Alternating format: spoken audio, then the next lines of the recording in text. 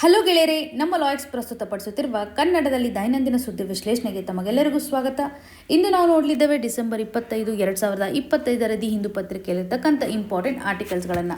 ಇವತ್ತಿನ ಸುದ್ದಿ ವಿಶ್ಲೇಷಣೆಗೂ ಮುಂಚೆ ಇರುವಂತಹ ಅನೌನ್ಸ್ಮೆಂಟ್ ಅಂದರೆ 2026 ಪ್ರಿಲಿಮಿನರಿ ಎಕ್ಸಾಮಿನೇಷನ್ ಅಪಿಯರ್ ಆಗ್ತಕ್ಕಂಥ ವಿದ್ಯಾರ್ಥಿಗಳಿಗೆ ರ್ಯಾಪಿಡ್ ರಿವಿಷನ್ ಪ್ರೋಗ್ರಾಮನ್ನು ಅನೌನ್ಸ್ ಮಾಡಲಾಗಿದೆ. ಇದಕ್ಕೆ ಸಂಬಂಧಪಟ್ಟಂಥ ಒಂದು ಸ್ಕಾಲರ್ಶಿಪ್ ಟೆಸ್ಟನ್ನು ಜನವರಿ 4ನೇ ತಾರೀಕಿನಂದು ಕಂಡಕ್ಟ್ ಮಾಡಲಿದ್ದಾರೆ. ಈ ಒಂದು RRP ನಡಿನಲ್ಲಿ ಸಬ್ಜೆಕ್ಟ್ ವೈಸ್ ಮಾಡ್ಯೂಲ್ಸ್ಗಳನ್ನು ನೀವು ಗಮನ ಹರಿಸ್ಬೋದು. ಇಲ್ಲಿ ಹೈ ಈಲ್ಡ್ ಏರಿಯಾನ ಫೋಕಸ್ ಮಾಡೋದ್ರ ಮುಖಾಂತರ ಎಫೆಕ್ಟಿವ್ ವೇನಲ್ಲಿ ರಿವಿಷನ್ ಮಾಡಲಾಗುತ್ತೆ. ಡೈಲಿ ಟೆಸ್ಟ್ಗಳನ್ನು ಸಹ ಕಂಡಕ್ಟ್ ಮಾಡೋದ್ರ ಮುಖಾಂತರ ನಿಮಗೆ ಸೆಲ್ಫ್ ಅಸೆಸ್ಮೆಂಟನ್ನು ಸಹ ಇಲ್ಲಿ ಕೊಡಲಾಗುತ್ತೆ. ಅದಕ್ಕೆ ಸಂಬಂಧಪಟ್ಟಂಥ ಮಟೀರಿಯಲ್ಸನ್ನು ಸಹ ಪ್ರೊವೈಡ್ ಮಾಡಲಾಗುತ್ತೆ. ಡೆಫಿನೆಟ್ಲಿ ಈ ಒಂದು RRP ಎಕ್ಸಾಮ್ಗೆ ಬೇಕಾಗುವಂಥ ಕಾನ್ಫಿಡೆನ್ಸನ್ನು ಬೂಸ್ಟ್ ಮಾಡುತ್ತೆ. ಇಲ್ಲಿ ಕೊಟ್ಟಿರುವಂಥ QR ಕೋಡ್ನ ಮುಖಾಂತರ ಡೈರೆಕ್ಟಾಗಿ ರಿಜಿಸ್ಟರ್ ಮಾಡ್ಬೋದು ಅಥವಾ ಇಲ್ಲಿರುವಂಥ ನಂಬರ್ಗೆ ಕಾಲ್ ಮಾಡಿ ಮಾಹಿತಿಯನ್ನು ಪಡೆದುಕೊಳ್ಳಿ. ಇದೇ ರೀತಿಯಾಗಿ 2027ರಲ್ಲಿ ಎಕ್ಸಾಮ್ ಅಪಿಯರ್ ಆಗ್ತಕ್ಕಂಥ ವಿದ್ಯಾರ್ಥಿಗಳಿಗೆ ಒಂದು ಇಯರ್ ಲಾಂಗ್ ಕೋರ್ಸ್ ಬೇಕಂತಂದರೆ ಅವ್ರಿಗೂ ಸಹ ಒಂದು ಸ್ಕಾಲರ್ಶಿಪ್ ಟೆಸ್ಟನ್ನು ಕಂಡಕ್ಟ್ ಮಾಡಲಿದ್ದಾರೆ. ಇದಕ್ಕೆ ಸಂಬಂಧಿಸಿದಂಥ ಒಂದು ಸಿಲೆಬಸನ್ನು ನೋಡ್ಬೋದು. 50 ಪ್ರಶ್ನೆಗಳನ್ನು ಒಳಗೊಂಡಂಥ ಒಂದು ಟೆಸ್ಟನ್ನು ಇಲ್ಲಿ ಗಮನ ಹರಿಸಬೇಕಾಗುತ್ತೆ. ಸ್ಕಾಲರ್ಶಿಪ್ ಟೆಸ್ಟನ್ನು ಅಪಿಯರ್ ಆದಮೇಲೆ ನಿಮ್ಮೊಂದು ರ್ಯಾಂಕಿಂಗ್ನ ಆಧಾರದ ಮೇಲೆ ಸ್ಕಾಲರ್ಶಿಪ್ ರಿವಾರ್ಡ್ಸನ್ನು ಕೊಡಲಾಗುತ್ತೆ. ಸೊ ಈ ಒಂದು ಇಯರ್ ಲಾಂಗ್ ಕೋರ್ಸಸ್ಗೆ ಸಂಬಂಧಿಸಿದಂತೆ ಏನೇ ಮಾಹಿತಿ ಬೇಕಿದ್ರೂ ಇಲ್ಲಿರುವಂಥ ನಂಬರ್ಗೆ ನೀವು ಕಾಲ್ ಮಾಡೋದ್ರ ಮುಖಾಂತರ ಡೀಟೇಲ್ಸನ್ನು ಪಡೆದುಕೊಳ್ಬೋದು ಅಥವಾ ಚಂದ್ರಲೇಟಲ್ಲಿ ಲೊಕೇಟ್ ಆಗಿರತಕ್ಕಂಥ ಲಾ ಎಕ್ಸಲೆನ್ಸ್ ಇನ್ಸ್ಟಿಟ್ಯೂಟ್ಗೆ ವಿಸಿಟ್ ಮಾಡಿ ಮಾಹಿತಿಯನ್ನು ಪಡೆದುಕೊಳ್ಬೋದಾಗಿದೆ. ಇವತ್ತಿನ ಮೊದಲನೇ ಆರ್ಟಿಕಲನ್ನು ನೋಡುವಂಥದ್ದಾದರೆ states told to abide by supreme court order halting Aravalli marine leases ಹಾಗೂ ಗ್ರೀನ್ ವಾಷಿಂಗ್. ಈ ಎರಡು ಇಶ್ಯೂ ಅರಾವಳಿಗೆ ಸಂಬಂಧಪಟ್ಟಂತೆ ಇವಾಗ ಸುಪ್ರೀಂ ಕೋರ್ಟ್ ನೀಡಿರುವಂಥ ಒಂದು ಆರ್ಡರನ್ನು ಗಮನ ಹರಿಸಬೇಕಾಗುತ್ತೆ. ಸ್ಟೇಟ್ ಗೌರ್ಮೆಂಟ್ ಫಾಲೋಅಪ್ ಮಾಡ್ತಾ ಇದೆ ಅಂತ ಸುಪ್ರೀಂ ಕೋರ್ಟ್ ಯಾವ ರೀತಿಯಾಗಿ ಹೇಳಿದೆ, ಈ ಒಂದು ಅರಾವಳಿಯಲ್ಲಿ ಮೈನಿಂಗ್ ಆ್ಯಕ್ಟಿವಿಟೀಸ್ಗಳು ನಡೀತಾ ಇದೆಯಲ್ಲ, ಫ್ರೆಶ್ ಮೈನಿಂಗ್ ಲೀಸಸ್ಗೆ ಸಂಬಂಧಪಟ್ಟಂತೆ ನಾವು ಯಾವುದೇ ರೀತಿಯಾಗಿ ಅಲೋ ಮಾಡಬಾರ್ದು ಅಂತ ಒಂದು ಮ್ಯಾನೇಜ್ಮೆಂಟ್ ಪ್ಲ್ಯಾನ್ ಫಾರ್ ಸಸ್ಟೈನೇಬಲ್ ಮೈನಿಂಗ್ಗೆ ಸಂಬಂಧಿಸಿದಂತೆ ಮಾಡಬೇಕು. ಕಂಪ್ಲೀಟಾಗಿ ಒಂದು ಪ್ಲ್ಯಾನಿಂಗನ್ನು ಮಾಡಿದಾದ ಮೇಲೆ ಹಾಗೂ ಪ್ರಸ್ತುತವಾಗಿ ಆಲ್ರೆಡಿ ಏನು ಮೈನಿಂಗ್ ಆ್ಯಕ್ಟಿವಿಟೀಸ್ಗಳು ನಡೀತಾ ಇದೆಯಲ್ಲ ಅಲ್ಲಿ ಒಂದು ಸ್ಟ್ರಿಕ್ಟ್ ಆಗಿರ್ತಕ್ಕಂತಹ ಎನ್ವಿರಾನ್ಮೆಂಟ್ ಕಂಪೈಲೆನ್ಸನ್ನು ತರಬೇಕು. ಎನ್ವಿರಾನ್ಮೆಂಟಲ್ಲಿ ಹಾರ್ಮ್ ಆಗ್ತಾ ಇದ್ದರೆ ಸ್ಟ್ರಿಕ್ಟ್ ಆಗಿ ರಿಸ್ಟ್ರಿಕ್ಷನ್ಸ್ಗಳನ್ನು ತರಬೇಕು ಅಂತ. ಬಿಕಾಸ್ ನಾವು ಮೈನಿಂಗ್ ಮಾಡೋದು ತುಂಬ ಇಂಪಾರ್ಟೆಂಟ್. ಕ್ರಿಟಿಕಲ್ ಮಿನರಲ್ಸ್ಗಳ ಒಂದು ಅವಶ್ಯಕತೆ ಇದ್ದೇ ಇರುತ್ತೆ. ಈ ಒಂದು ಕ್ರಿಟಿಕಲ್ ಮಿನರಲ್ಸ್ಗಳನ್ನು ಎಕ್ಸ್ಟ್ರಾಕ್ಟ್ ಮಾಡ್ತಾ ಇರ್ತಾರಲ್ಲ, ಮೈನಿಂಗ್ ಮಾಡ್ತಾ ಇರ್ತಾರಲ್ಲ, ಇಲ್ಲಿ ಎಕ್ಸಂಪ್ಷನನ್ನು ಕೊಟ್ಟಿದ್ದಾರೆ. ಸೊ ಸರ್ಕಾರದ ಏಜೆನ್ಸೀಸ್ಗಳಿಗೆ ಸ್ವಲ್ಪ ಎಕ್ಸಂಪ್ಷನ್ಸನ್ನು ಕೊಟ್ಟಿದ್ದಾರೆ. ಸೊ 3 ಹಂತದಲ್ಲಿ ಸುಪ್ರೀಂ ಕೋರ್ಟ್ ಹೇಳೋ ಪ್ರಕಾರ ಫ್ರೆಶ್ ಆಗಿರ್ತಕ್ಕಂಥ ಮೈನಿಂಗ್ ಲೀಸಸನ್ನು ಪ್ರೊವೈಡ್ ಮಾಡಬೇಕು ಅರಾವಳಿ ರೇಂಜಸಲ್ಲಿ ಅಂತಂದಾಗ ಮ್ಯಾನೇಜ್ಮೆಂಟ್ ಪ್ಲ್ಯಾನ್ ಫಾರ್ ಸಸ್ಟೈನೇಬಲ್ ಮೈನಿಂಗ್ನ ಪ್ರಿಪೇರ್ ಮಾಡಬೇಕು ಸರಿಯಾಗಿ ಅನ್ನುವಂಥದ್ದಾಗಿರ್ಬೋದು. ಹಾಗೂ ಸ್ಟ್ರಿಕ್ಟ್ ಆಗಿರ್ತಕ್ಕಂಥ ಎನ್ವಿರಾನ್ಮೆಂಟ್ ಕಂಪೈಲೆನ್ಸನ್ನು ಆಲ್ರೆಡಿ ಇರುವಂಥ ಮೈನಿಂಗ್ ಆ್ಯಕ್ಟಿವಿಟೀಸ್ಗಳ ಮೇಲೆ ತರಬೇಕು. ಕ್ರಿಟಿಕಲ್ ಮಿನರಲ್ಸ್ಗೆ ಸಂಬಂಧಪಟ್ಟಂತೆ ಗೌರ್ಮೆಂಟ್ ಏಜೆನ್ಸೀಸ್ಗಳಿಗೆ ಎಕ್ಸಂಪ್ಷನ್ಸನ್ನು ಮಾಡಿದ್ದಾರೆ ಅಂತ. ಸೊ ಇವಾಗ ಎಕೊಲಾಜಿಕಲಿ ಡ್ಯಾಮೇಜ್ ಆಗ್ತಾ ಇದೆ. ಸೊ ಇದರಿಂದ ಏನೇನು ಪ್ರಾಬ್ಲಮ್ಗಳು ಆಗ್ಬೋದು, ಮೈನಿಂಗ್ ಆ್ಯಕ್ಟಿವಿಟೀಸ್ಗಳನ್ನು ಅರಾವಳಿ ರೀಜನಲ್ಲಿ ಮಾಡ್ತಾ ಇರೋದ್ರಿಂದ ಇದಕ್ಕೆ ಸಂಬಂಧಪಟ್ಟಂತೆ ಗ್ರೌಂಡ್ ವಾಟರ್ನ ಒಂದು ಡಿಪ್ಲೀಷನ್ ಹೆಚ್ಚಾಗ್ತಾ ಇರೋದನ್ನು ನಾವು ಗಮನ ಹರಿಸ್ಬೋದು. ಡಿಫಾರೆಸ್ಟೇಷನ್ ಆ್ಯಕ್ಟಿವಿಟೀಸ್ ಆಗುತ್ತೆ ಅಂತ, ಹ್ಯಾಬಿಟ್ಯಾಟ್ನ ಒಂದು ಲಾಸ್ ಆಗುತ್ತೆ, ಎನ್ವಿರಾನ್ಮೆಂಟಲ್ಲಿ ಸಾಕಷ್ಟು ಥ್ರೆಟ್ ಕ್ರಿಯೇಟ್ ಆಗುತ್ತೆ. ಜೊತೆಗೆ ಒಂದು ಡಸ್ಟ್ ಪೊಲ್ಯೂಷನನ್ನು ಮತ್ತು ಏರ್ ಪೊಲ್ಯೂಷನ್ಸನ್ನು ದಿಲ್ಲಿ ನ್ಯಾಷನಲ್ ಕ್ಯಾಪಿಟಲ್ ರೀಜನ್ ಅಡಿನಲ್ಲಿ ಗಮನ ಹರಿಸ್ಬೋದು. ಹರಿಯಾಣ ರೀಜನಲ್ಲೂ ಆಗ್ತಾ ಇರೋದನ್ನು ನೋಡ್ತಾ ಇದ್ದೀವಿ. ಒಟ್ಟಾರೆಯಾಗಿ ಎಕೊಲಾಜಿಕಲ್ ಡ್ಯಾಮೇಜ್ ಆಗ್ತಾ ಇರೋದನ್ನು ನಾವು ತಡೆಗಟ್ಟಬೇಕಾಗುತ್ತೆ. ಅರಾವಳಿ ರೀಜನ್ಸ್ಗಳು ತುಂಬ ಇಂಪಾರ್ಟೆನ್ಸನ್ನು ತೋರಿಸುತ್ತೆ. ಎಕೊಲಾಜಿಕಲ್ ಬ್ಯಾರಿಯರ್ ಆಗಿ ಆ್ಯಕ್ಟ್ ಮಾಡ್ತಾ ಇದೆ. ಕ್ಲೈಮೇಟ್ ಚೇಂಜಸ್ಸನ್ನು ಸಹ ಕಂಟ್ರೋಲ್ ಮಾಡಲಿಕ್ಕೆ ಸಹಕಾರಿ ಆಗ್ತಾ ಇರುವಂಥದ್ದನ್ನು ನಾವು ನೋಡ್ಬೋದು. ಸೊ ಕೋರ್ಟು ಸಹ ಇಲ್ಲಿ ಕೆಲವೊಂದಿಷ್ಟು ಡೈಲೆಮ್ಮಾಸನ್ನು ತೋರಿಸ್ತಾ ಇದೆ. ವೈ? ಬಿಕಾಸ್ ಇವಾಗ ನಾವು ಇಲ್ಲಿಗಲಾಗಿ ಮೈನಿಂಗ್ ಮಾಡ್ತಾ ಇದೀವಲ್ಲ, ಆ ಒಂದು ಇಲ್ಲಿಗಲ್ ಮೈನಿಂಗ್ ಆ್ಯಕ್ಟಿವಿಟೀಸ್ಗಳನ್ನು ತಡೆಗಟ್ಟಬೇಕು ಅನ್ನುವಂಥದ್ದು ಒಂದೆಡೆ ಕನ್ಸರ್ನ್ ಆಗಿರ್ಬೋದು. ಹಾಗೂ ಭಾರತದಲ್ಲಿ ಇವಾಗ ಒಂದು ಡೆವಲಪ್ಮೆಂಟ್ ಅಂತ ಆಸ್ಪೆಕ್ಟ್ ಅಂತ ಬಂದಾಗ ಪರ್ಟಿಕ್ಯುಲರ್ಲಿ ನಮಗೆ ಮಿನರಲ್ಸ್ಗಳು ತುಂಬ ಇಂಪಾರ್ಟೆಂಟು, ಮೈನಿಂಗ್ ಮಾಡೋದು ತುಂಬ ಇಂಪಾರ್ಟೆಂಟ್ ಆಗುತ್ತೆ. ಮತ್ತು ಸ್ಟೇಟ್ನ ಒಂದು ಕೆಪಾಸಿಟಿ ಈ ಒಂದು ಇಶ್ಯೂಗೆ ಸಂಬಂಧಪಟ್ಟಂತೆ ತುಂಬ ಕಡಿಮೆ ಇದೆ. ಲಿಮಿಟೆಡ್ ಆಗಿರತಕ್ಕಂಥ ಎನ್ಫೋರ್ಸ್ಮೆಂಟ್ ಕೆಪಾಸಿಟಿ ಇದೆ ಸ್ಟೇಟಲ್ಲಿ ಅನ್ನುವಂಥದ್ದು. ಇವೆಲ್ಲವೂ ಸಹ ಒಂದು ಕಂಪ್ಲೀಟ್ ಬ್ಯಾನ್ ಮಾಡಲಿಕ್ಕೆ ಡೈಲೆಮಾವನ್ನು ಕೋರ್ಟ್ ಹತ್ರ ಕ್ರಿಯೇಟ್ ಮಾಡಿರುವಂಥದ್ದು. ಸೊ ಕೋರ್ಟ್ ಇವಾಗ ಕಂಪ್ಲೀಟಾಗಿ ಬ್ಯಾನ್ ಮಾಡಲಿಕ್ಕೆ ಮುಂದಾಗ್ತಾ ಇಲ್ಲ. ಒಂದು ಸಸ್ಟೈನೇಬಲ್ ಆಗಿರತಕ್ಕಂತಹ ಮೈನಿಂಗ್ ಪ್ಲ್ಯಾನನ್ನು ತರಬೇಕು ಅಂತ ನಾವು ನೋಡ್ತಾ ಇದ್ದೀವಲ್ವಾ. ಸೊ ಇಲ್ಲಿ ಸ್ಟೇಟ್ಗೆ ಸಂಬಂಧಪಟ್ಟಂತೆಯೂ ಸಹ ಒಂದು ಎನ್ಫೋರ್ಸ್ಮೆಂಟ್ ಕೆಪಾಸಿಟಿಯನ್ನು ಎನ್ಹಾನ್ಸ್ ಮಾಡುವಂಥದ್ದಾಗಲಿ, ಏಕೆಂದರೆ ನಮಗೆ ಮೈನಿಂಗ್ ಆ್ಯಕ್ಟಿವಿಟೀಸ್ ತುಂಬ ಇಂಪಾರ್ಟೆಂಟ್ ಅಂತಲೇ ಹೇಳ್ಬೋದು. ಬಟ್ ಇಲ್ಲಿ ಒಂದು ಏನಾದರೂ ನಾವು ಐಡೆಂಟಿಫಿಕೇಷನನ್ನು ಮಾಡಬೇಕು. ಪ್ಲ್ಯಾನ್ ಯಾವ ರೀತಿಯಾಗಿರಬೇಕು ಅಂತಂದರೆ ಮೈನಿಂಗ್ ಝೋನ್ಸ್ಗಳನ್ನು ಸರಿಯಾಗಿ ಸೆಟಪ್ ಮಾಡಬೇಕು. ಸೊ ಫಾರ್ ಎಕ್ಸಾಂಪಲ್ ಇವಾಗ ಒಂದು ಪರ್ಮಿಸಿಬಲ್ ಮೈನಿಂಗ್ ಝೋನ್ ಅಂತ ಸೆಟಪ್ ಮಾಡುವಂಥದ್ದು, ಆ ಒಂದು ಏರಿಯಾದಲ್ಲಿ ಮಾತ್ರ ನಾವು ಅಲೋ ಮಾಡ್ತೀವಿ ಅನ್ನುವಂಥದ್ದಾಗಿರ್ಬೋದು. ಇನ್ನು ಎಕಲಾಜಿಕಲಿ ಒಂದು ಸೆನ್ಸಿಟಿವ್ ಏರಿಯಾ ಇರುತ್ತೆ, ಆ ಒಂದು ಸೆನ್ಸಿಟಿವ್ ಏರಿಯಾನಲ್ಲಿ ನಾವು ಯಾವುದೇ ರೀತಿಯಾಗಿ ಮೈನಿಂಗ್ ಮಾಡಬಾರ್ದು ಅಂತ. ಕೆಲವೊಂದಿಷ್ಟು ಏರಿಯಾ ನಡಿನಲ್ಲಿ ನಾವು ಕನ್ಸರ್ವೇಷನ್ ಮಾಡಬೇಕಾಗಿರ್ತಕ್ಕಂಥ ಆ್ಯಕ್ಟಿವಿಟೀಸ್ಗಳು, ಅಂದರೆ ಒಂದು ಎಕೋಸಿಸ್ಟಮನ್ನು ಕನ್ಸರ್ವೇಷನ್ ಮಾಡುವಂಥದ್ದಾಗಲಿ, ಫಾರೆಸ್ಟನ್ನು ಕನ್ಸರ್ವೇಷನ್ ಮಾಡೋದಾಗಲಿ, ಅಥವಾ ರಿಸ್ಟೋರೇಷನ್ಗೆ ಸಂಬಂಧಪಟ್ಟಂಥ ಒಂದು ಪ್ರಯಾರಿಟಿಯನ್ನು ಕನ್ಸಿಡರ್ ಮಾಡುವಂಥದ್ದಾಗಲಿ, ಝೋನ್ಗಳ ಆಧಾರದ ಮೇಲೆ ನಾವು ಕ್ಲಾಸಿಫಿಕೇಷನನ್ನು ಮಾಡಬೇಕಾಗತ್ತೆ. ಒಂದು ಪರ್ಮಿಸಿಬಲ್ ಆಗಿರುವಂಥ ಮೈನಿಂಗ್ ಆ್ಯಕ್ಟಿವಿಟೀಸನ್ನು ಮಾಡೋದು, ಎಕಲಾಜಿಕಲ್ ಸೆನ್ಸಿಟಿವ್ ಏರಿಯಾಸ್ಗಳಾಗಿರ್ಬೋದು, ಕನ್ಸರ್ವೇಷನ್, ರಿಸ್ಟೋರೇಷನ್, ಪ್ರಯಾರಿಟಿ, ಈ ಆಧಾರದ ಮೇಲೆ ಒಂದು ಪ್ಲ್ಯಾನನ್ನು ಐಡೆಂಟಿಫಿಕೇಷನ್ ಮಾಡಬೇಕು ಅಂತ ಆರ್ಟಿಕಲ್ನಲ್ಲಿ ಮೆನ್ಷನ್ ಮಾಡ್ತಾ ಇದ್ದಾರೆ. ಸೊ ಒಂದು ಗವರ್ನೆನ್ಸ್ ಸಂಬಂಧಪಟ್ಟಂಥ ಕನ್ಸರ್ನ್ ಏನಿದೆ ಅಂತಂದರೆ ಯಾವುದೇ ರೀತಿಯಾಗಿ ಒಂದು ಡೆಡ್ಲೈನ್ ಇಲ್ಲಿ ಸ್ಪೆಸಿಫಿಕೇಷನನ್ನು ಮಾಡ್ತಾ ಇಲ್ಲ. ಸೊ ಹಾಗಾಗಿ ಗ್ರೀನ್ ವಾಷಿಂಗ್ ಕನ್ಸರ್ನನ್ನು ನಾವಿಲ್ಲಿ ಗಮನ ಹರಿಸ್ಬೋದು. ಸೆಂಟರ್ ಇವಾಗ ಅರಾವಳಿ ಗ್ರೀನ್ ವಾಲ್ ಪ್ರಾಜೆಕ್ಟನ್ನು ಪ್ರಮೋಟ್ ಮಾಡ್ತಾ ಇದೆ ಅಲಾಂಗ್ ದಿ ಮೈನಿಂಗ್ ಆ್ಯಕ್ಟಿವಿಟಿ, ಅಂದರೆ ಮೈನಿಂಗ್ ಆ್ಯಕ್ಟಿವಿಟೀಸ್ ಒಂದಿಗೂ ಸಹ ಅರಾವಳಿ ಗ್ರೀನ್ ವಾಲ್ ಪ್ರಾಜೆಕ್ಟ್ಗೆ ಸಂಬಂಧಪಟ್ಟಂತೆ ಸರ್ಕಾರ ಪ್ರಮೋಷನನ್ನು ಮಾಡ್ತಾ ಇದೆ. ಕೆಲವೊಂದಿಷ್ಟು ಕ್ರಿಟಿಸಿಸಮ್ ಡೆಫಿನೆಟ್ಲಿ ಇದ್ದೇ ಇರುತ್ತೆ. ಸೊ ಇಲ್ಲಿರುವಂಥ ಕ್ರಿಟಿಸಿಸಮ್ ಏನಂತಂದರೆ, ಇವಾಗ ನಾವು ಡಿಫಾರೆಸ್ಟೇಷನ್ ಆ್ಯಕ್ಟಿವಿಟೀಸನ್ನು ಮಾಡಲೇಬೇಕಾಗುತ್ತೆ. ಒಂದು ಫ್ರೆಜೈಲ್ ಎಕೋಸಿಸ್ಟಮ್ ಅಂತಂದಾಗ ಡಿಫಾರೆಸ್ಟೇಷನ್ ಆ್ಯಕ್ಟಿವಿಟೀಸ್ಗಳು, ಮೈನಿಂಗ್ ಆ್ಯಕ್ಟಿವಿಟೀಸನ್ನು ಮಾಡ್ತಾ ಇದ್ದೀವಿ ಅಂತಂದರೆ ನಾವು ಅಫಾರೆಸ್ಟೇಷನ್ ಕಂಡೀಷನನ್ನು ತರ್ತಾ ಇದ್ದೀವಾ, ಸರಿಯಾಗಿ ಬೇರೆ ಕಡೆ ಒಂದು ಪ್ಲ್ಯಾಂಟನ್ನು ಬೆಳೀತಾ ಇದ್ದೀವಾ, ಕಂಪೆನ್ಸೇಟ್ ಮಾಡ್ತಾ ಇದ್ದೀವಾ. ಸೊ ಈ ಕಂಪೆನ್ಸೇಟ್ ಮಾಡುವಂಥದ್ದೇ ಸೊಲ್ಯೂಷನ್ ಅಲ್ಲ, ಇದು ಲಾಂಗ್ ಟರ್ಮಲ್ಲಿ ರಿಫ್ಲೆಕ್ಷನನ್ನು ಮಾಡುತ್ತೆ ಅನ್ನುವಂಥದ್ದಾಗಿರ್ಬೋದು. ಸೊ ಇಲ್ಲಿ ಒಂದು ಪಾಲಿಸೀಸ್ ನಡಿನಲ್ಲೂ ಸಹ ಎನ್ವಿರಾನ್ಮೆಂಟನ್ನು ಪ್ರೊಟೆಕ್ಷನ್ ಮಾಡಬೇಕು ಪಾಲಿಸಿ ನಡಿನಲ್ಲಿ ಅಂತ, ಅಂದರೆ ಸಿಂಬಾಲಿಕ್ ಎನ್ವಿರಾನ್ಮೆಂಟಲಿಸಮನ್ನು ತೋರಿಸ್ಬೇಕು ಅನ್ನೋದಾಗಿ ಇಲ್ಲಿ ಕಾಣ್ಬೋದು. ಅರಾವಳಿಗೆ ಸಂಬಂಧಪಟ್ಟಂತೆ ಇನ್ನೊಂದು ಬಿಗ್ಗೆಸ್ಟ್ ಡಿಸ್ಪ್ಯೂಟ್ ಅಂತಂದರೆ ಡೆಫಿನೇಷನ್ನ ಆಧಾರದ ಮೇಲೆ ಎಕ್ಸ್ಪರ್ಟ್ ಕಮಿಟೀಸ್ಗಳ ಒಂದು ಡೆಫಿನೇಷನನ್ನು ನೋಡುವಂಥದ್ದಾದರೆ, ನಾವು ಹಿಲ್ ಏರಿಯಾ ಏನಿರುತ್ತಲ್ಲ, ಸೊ ಒಂದು ರಿಲೀಫ್ ಅಂದರೆ ಲೋಕಲ್ ರಿಲೀಫ್ನ ಆಧಾರದ ಮೇಲೆ hill area more than 100 metre ಇತ್ತಂದರೆ ಆ ಒಂದು ಸಂದರ್ಭದಲ್ಲಿ ಅರಾವಳಿಗೆ ಸಂಬಂಧಪಟ್ಟಂಥ ಒಂದು ಡೆಫಿನೇಷನನ್ನು ಹಾಕುವಂಥದ್ದು. As for the Forest Survey of India 2010 ಆಧಾರದ ಮೇಲೆ ಇಲ್ಲಿ ನಾವು ಗಮನ ಹರಿಸ್ಬೋದು. 92% ಆಫ್ ದ ಹಿಲ್ ಏರಿಯಾ ಐತಲ್ಲ, ಪ್ರೊಟೆಕ್ಷನ್ ಆಗದೇ ಇರುವಂಥ ಒಂದು ಸ್ಥಿತಿಗತಿಯನ್ನು ನಾವು ನೋಡ್ತಾ ಇದ್ದೀವಿ. ಇವಾಗ ಕೋರ್ಟ್ ಕೊಟ್ಟಿರುವಂಥ ಒಂದು ಡೈರೆಕ್ಷನ್ ಅಡಿನಲ್ಲಿ ಸರಿಯಾಗಿ ಈ ಒಂದು ರೀಸನಿಂಗನ್ನು ಕನ್ಸಿಡರ್ ಮಾಡಿಲ್ಲ, ಡೀಟೇಲ್ಡ್ ಆಗಿ ಎಷ್ಟು ಮಟ್ಟಿಗೆ ನಾವು ಪ್ರೊಟೆಕ್ಷನನ್ನು ಮಾಡಬೇಕು, ಯಾವ ರೀತಿಯಾಗಿ ಒಂದು ಸರ್ವೆ ರಿಫ್ಲೆಕ್ಟ್ ಮಾಡುತ್ತೆ ಅಂತ ಹೇಳಿಲ್ಲ ಅಂತ. ಸೊ ಇಲ್ಲಿ ಆಥರ್ ಅವರು ಎಂಫಸಿಸ್ ಮಾಡ್ತಾ ಇರೋದು ಒಂದು ಟ್ರಾನ್ಸ್ಪರೆನ್ಸಿಗೆ ಸಂಬಂಧಪಟ್ಟಂತೆ ಹಾಗೂ ಟ್ರಸ್ಟ್ ಡೆಫಿಸಿಟ್ಗೆ ಸಂಬಂಧಪಟ್ಟಂಥ ಕ್ವಶನ್ ಮಾರ್ಕನ್ನು ಕ್ರಿಯೇಟ್ ಮಾಡ್ತಾ ಇದ್ದಾರೆ. ಎಕ್ಸ್ಪರ್ಟ್ ರಿಪೋರ್ಟ್ ಏನೋ ಇದೆ, ಓಕೆ, ಡಾಟಾ ಏನಿದೆ ಅದು ಪಬ್ಲಿಕ್ ಡೊಮೇನಲ್ಲಿ ಇಲ್ಲ, ಮತ್ತು ಸಿಟಿಜನ್ಗೂ ಸಹ ಒಂದು ಟ್ರಸ್ಟನ್ನು ಕ್ರಿಯೇಟ್ ಮಾಡೋದು ತುಂಬ ಇಂಪಾರ್ಟೆಂಟ್ ಅನ್ನುವಂಥದ್ದಾಗಲಿ. ಇವಾಗ ಸಾಕಷ್ಟು ಏರ್ ಪೊಲ್ಯೂಷನ್ಗೆ ಸಂಬಂಧಪಟ್ಟಂಥ ಇಶ್ಯೂಸ್ಗಳು ನಡೀತಾ ಇದೆ. ಸೊ ಅಲ್ಲಿನೂ ಸಹ ಒಂದು ಗವರ್ನೆನ್ಸ್ನ ಅವಶ್ಯಕತೆ ಇದೆ. ಇವಾಗ ಕೋರ್ಟ್ ಆರ್ಡರ್ ಮಾಡಿದ್ರೂ ಸಹ ಒಂದು ಮೈನಿಂಗ್ ಆ್ಯಕ್ಟಿವಿಟಿಗೆ ಸಂಬಂಧಪಟ್ಟಂಥ ರೆಗ್ಯುಲೇಷನನ್ನು ಮಾಡಲಿಕ್ಕೆ ಒಂದು ಡೆಫಿನೇಷನ್ ಅಪ್ಲೈ ಆಗುತ್ತೆ ಅಂತ ಹೇಳ್ಬೋದು. ಆದರೆ ಯಾವುದೇ ರೀತಿಯಾಗಿ ಒಂದು ಟ್ರೀ ಕಟ್ಟಿಂಗ್ ಮಾಡುವಾಗ ಆಗಿರ್ಬೋದು, ಅಗ್ರಿಕಲ್ಚರ್ ಆ್ಯಕ್ಟಿವಿಟೀಸನ್ನು ಮಾಡ್ತಕ್ಕಂಥ ಸಂದರ್ಭದಲ್ಲಿ, ಈ ಒಂದು ಅರಾವಳಿ ರೀಜನಲ್ಲಿ ರೆಸಿಡೆನ್ಷಿಯಲ್ ಕನ್ಸ್ಟ್ರಕ್ಷನ್ನ ಮಾಡ್ತಕ್ಕಂಥ ಸಂದರ್ಭದಲ್ಲಿ ಯಾವುದೇ ರೀತಿಯಾಗಿ ಚರ್ಚೆ ಇಲ್ಲಿ ನಡೀತಾ ಇಲ್ಲ ಅಲ್ವಾ. ಇಲ್ಲಿ ಒಂದು ಕ್ರೆಡಿಬಿಲಿಟಿ ಇಂಪಾರ್ಟೆಂಟ್. ಲಾಂಗ್ ಟರ್ಮಲ್ಲಿ ಒಂದು ಅರಾವಳಿಯನ್ನು ಪ್ರೊಟೆಕ್ಷನ್ ಮಾಡುವಂಥದ್ದಾಗಿರಬೇಕು ಹೊರತಾಗಿ ಕೇವಲ ಮೈನಿಂಗ್ ರಿಲೇಟೆಡ್ ಇರುವಂತೆ ಮಾಡ್ತಾ ಇಲ್ವಲ್ಲ ಇಲ್ಲಿ. ಸೊ ಇಲ್ಲಿನೂ ಸಹ ಸರ್ಕಾರ ಒಂದು ಡಿಫೆನ್ಸನ್ನು ಮಾಡ್ಕೋಬೋದು, ಅಂದರೆ ಟ್ರೀ ಕಟ್ಟಿಂಗ್ ಪರ್ಮಿಷನ್ ಆಗಿರ್ಬೋದು, ಅಗ್ರಿಕಲ್ಚರ್ ಇವೆಲ್ಲ ಆ್ಯಕ್ಟಿವಿಟೀಸ್ಗಳು ನಡಿಬೋದು ಅನ್ನುವಂಥ ನಿಟ್ಟಿನಲ್ಲಿ ಗ್ರಾಂಟೆಡ್ ಆಗಿ ತೆಗೆದುಕೊಳ್ಬೋದು ಅಂತ. ಸೊ ಇಲ್ಲಿ ಪಾಲಿಸಿ ಏನಿದೆಯಲ್ಲ ಅಥವಾ ಗವರ್ನೆನ್ಸ್ ಕನ್ಸರ್ನ ಆಧಾರದ ಮೇಲೆ ನಾವು ನೋಡಿದಾಗ ಸಸ್ಟೈನೇಬಲ್ ಡೆವಲಪ್ಮೆಂಟ್ ಮೇಲೆ ಫೋಕಸ್ ಇರಬೇಕು. ಈವನ್ ಕೋರ್ಟ್ ಡೈರೆಕ್ಷನ್ ನೀಡುವಂಥ ಸಂದರ್ಭದಲ್ಲೂ ಸಹ ಸಸ್ಟೈನೇಬಲ್ ಆಸ್ಪೆಕ್ಟನ್ನು ಕನ್ಸಿಡರ್ ಮಾಡಬೇಕು. ಎಲ್ಲ ರೀತಿಯಾದಂಥ ಒಂದು ಡೇಟಾವನ್ನು ಕನ್ಸಿಡರೇಷನ್ ಮಾಡಬೇಕು. ಎಕಲಾಜಿಕಲ್ ಕನ್ಸರ್ವೇಷನ್ ಆಧಾರದ ಮೇಲೆ ರೆವಿನ್ಯೂ ಇಂಟ್ರೆಸ್ಟನ್ನು ಸಹ ನಾವು ತೋರಿಸ್ಕೊಳ್ಳೋದ್ರ ಮುಖಾಂತರ so what ever we are doing ಅಲ್ಲ ಅದು ಸಸ್ಟೈನೇಬಲ್ ಆಸ್ಪೆಕ್ಟ್ನ ಆಧಾರದ ಮೇಲೆ ಇರಬೇಕು ಅಂತ. ಸೊ ಇಲ್ಲಿ ಒಂದು ಎಕ್ಸ್ಪರ್ಟ್ ರಿಪೋರ್ಟನ್ನು ಆಧಾರದ ಮೇಲೆ ಕನ್ಸಿಡರ್ ಮಾಡಬೇಕು.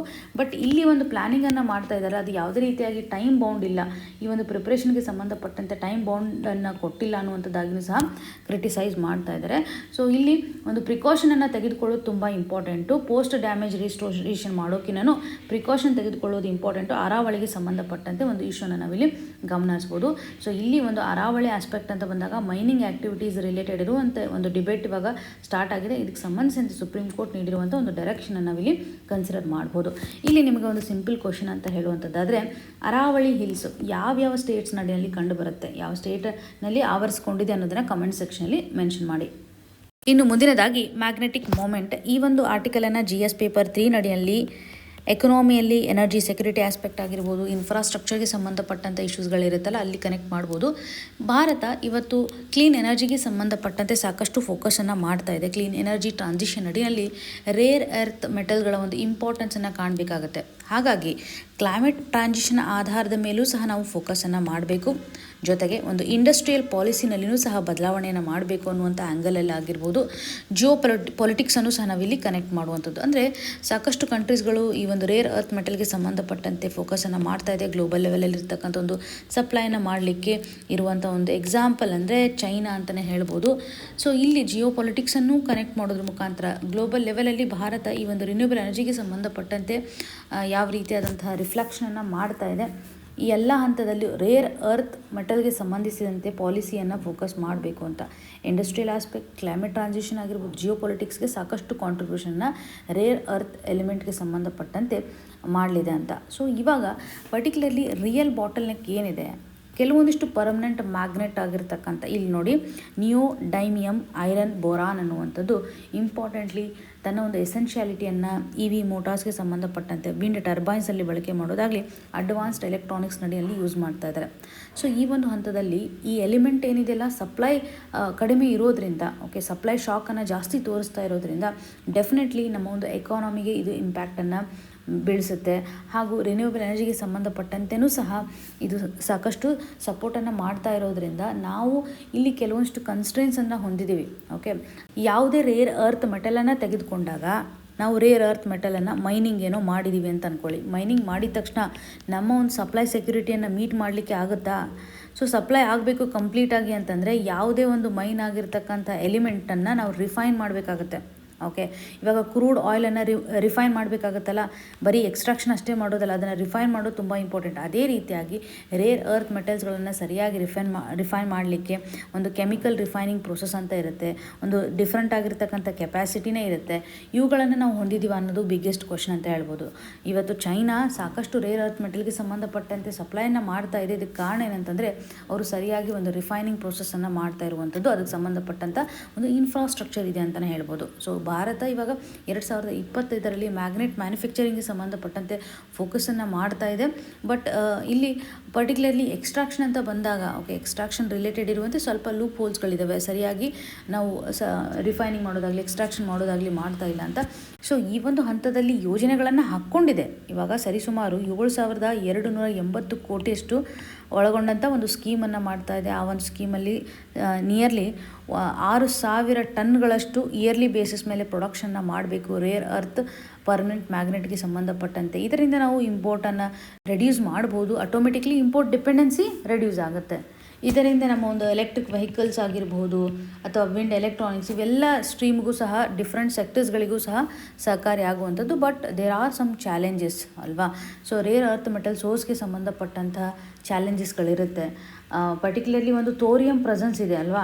ಈ ಒಂದು ಥೋರಿಯಮನ್ನು ನಾವು ಎಲ್ಲಿ ಯೂಸ್ ಮಾಡ್ತೀವಿ ಅಂದರೆ ನ್ಯೂಕ್ಲಿಯರ್ ಪ್ರೋಗ್ರಾಮ್ ರಿಲೇಟೆಡ್ ಇರುವಂಥ ಒಂದು ಕಾಂಟ್ರಿಬ್ಯೂಷನನ್ನು ಮಾಡಲಿಕ್ಕೆ. ಬಟ್ ಇದು ಎಕ್ಸ್ಟ್ರಾಕ್ಷನ್ ಮಾಡೋದೇ ಒಂದು ಬಿಗ್ಗೆಸ್ಟ್ ಚಾಲೆಂಜ್ ಅಂತಲೇ ಹೇಳ್ಬೋದು. ಏಕೆಂದರೆ ವೇಸ್ಟ್ ಮ್ಯಾನೇಜ್ಮೆಂಟನ್ನು ನಾವು ಯಾವ ರೀತಿಯಾಗಿ ಕನ್ಸಿಡರ್ ಮಾಡ್ತೇವೆ.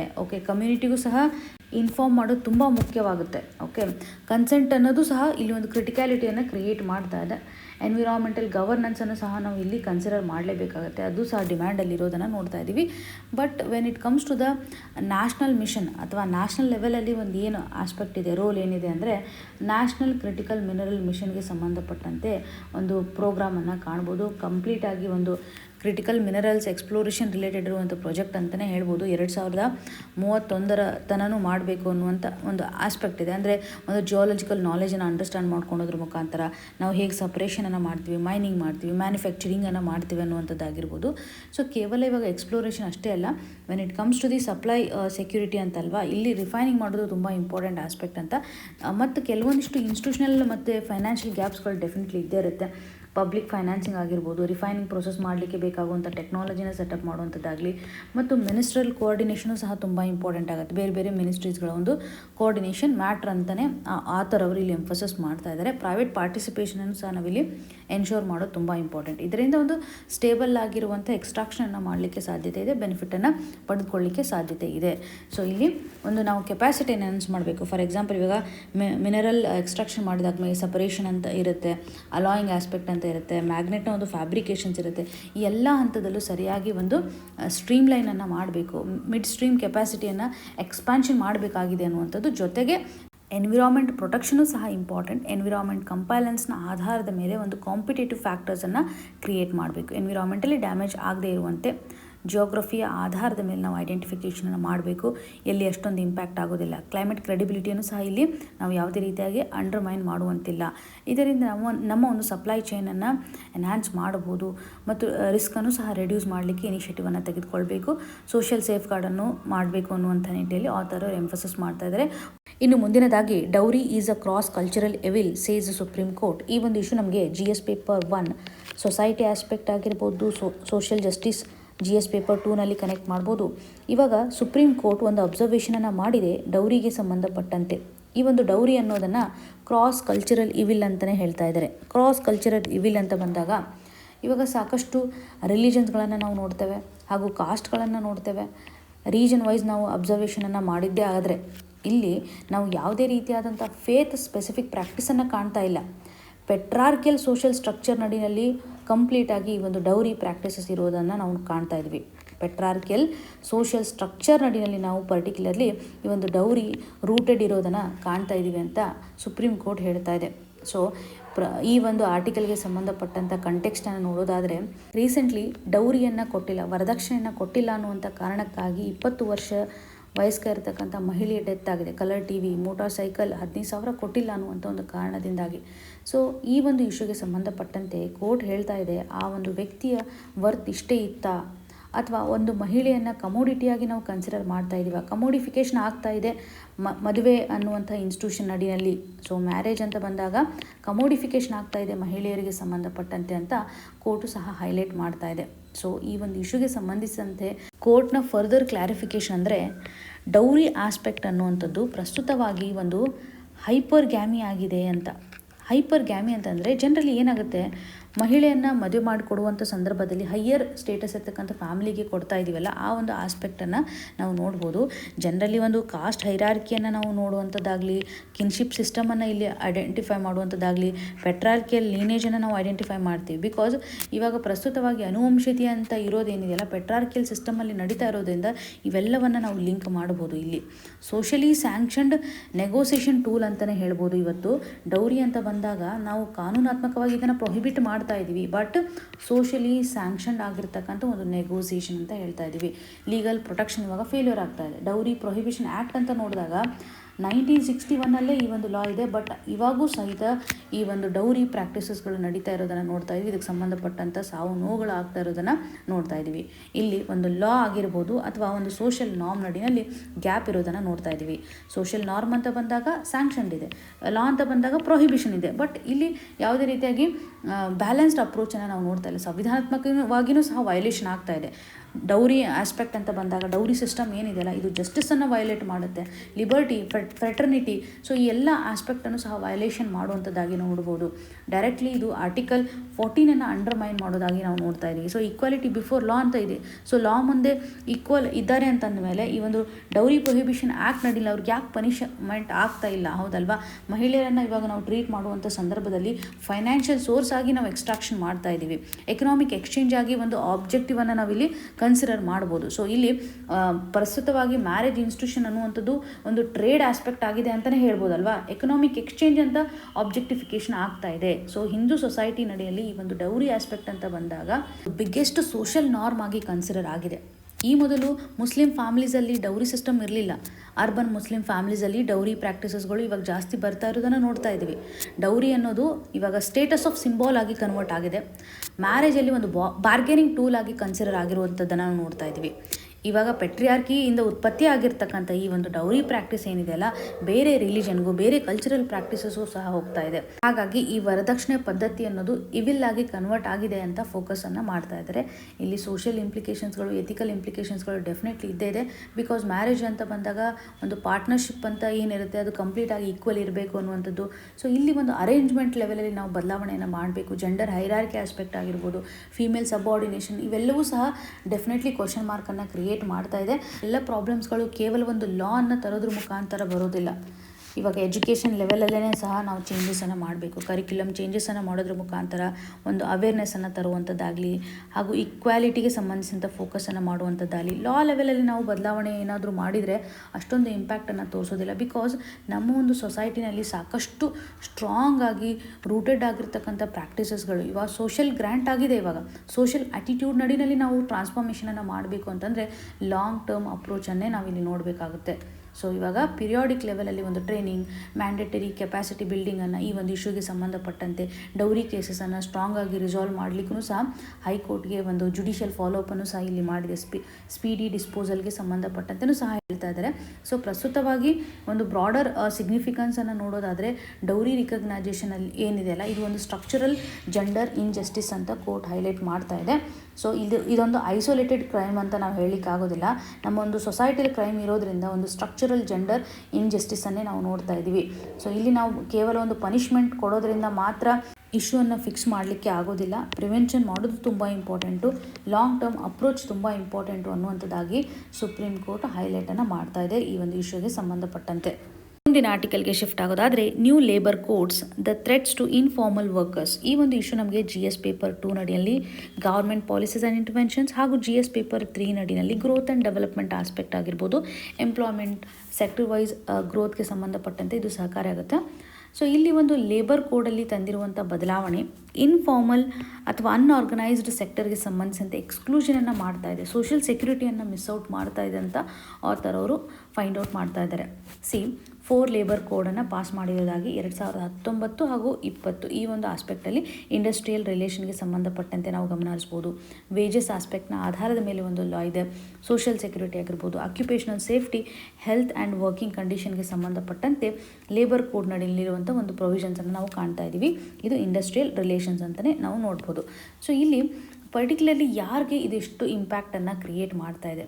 ಓಕೆ, ಟ್ರೇಡ್ ಯೂನಿಯನು ಸಹ ಆರ್ಗ್ಯೂ ಮಾಡೋದ್ರ ಪ್ರಕಾರ ಈ ಒಂದು ಲೇಬರ್ ಲಾ ಮೇಕಿಂಗ್ ನಡಿನಲ್ಲಿ ಡೆಮೋಕ್ರೆಟಿಕ್ ಪ್ರಿನ್ಸಿಪಲ್ಸ್ಗಳು ಕಡಿಮೆ ಆಗಿದ್ದಾವೆ ಅಂತಲೂ ಸಹ ಹೇಳ್ತಾ ಇದ್ದಾರೆ.